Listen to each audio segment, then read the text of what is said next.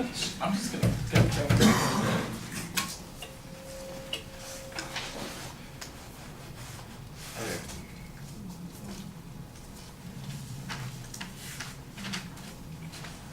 So, okay. As I said before, yes, they do suppress the turnout of voters, and we can't make that clear enough. It does. About 11% of Americans, that's a lot of people that we're turning away just because we need to get rid of voter fraud. The voter fraud is not that big.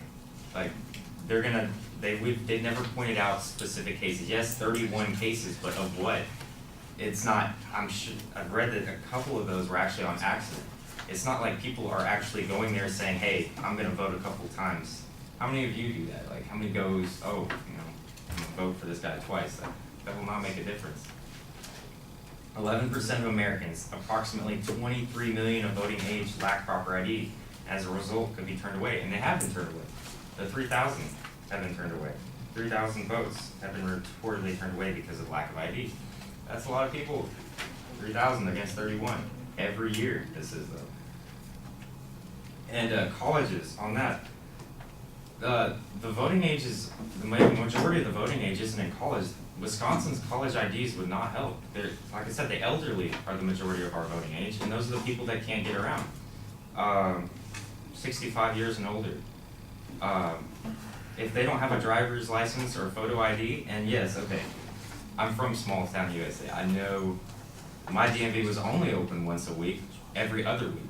It sucks getting your driver's license. I mean, it's very hard. So when they say that Wisconsin was the first to do this, yes, they were, but it wasn't the best for their citizens. Their citizens didn't want it. It's the politicians. And how many times have the politicians gone against what the citizens want? A good majority of the time. Just because they choose something doesn't mean it's best for the state. And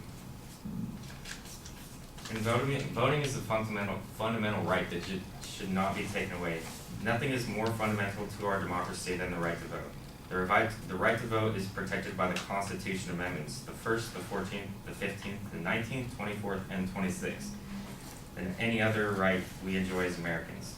There are additional federal state statutes which guarantee and protect voting rights, as well as declarations by the Supreme Court to that right. Vote is fundamental because protective of all our rights. So that's kind of jumbled, but what I'm saying is that this shouldn't be taken away from us. This is our Americans' right to vote, and that's, as you can clearly see, the Constitution is extremely emphasized on that with all those amendments.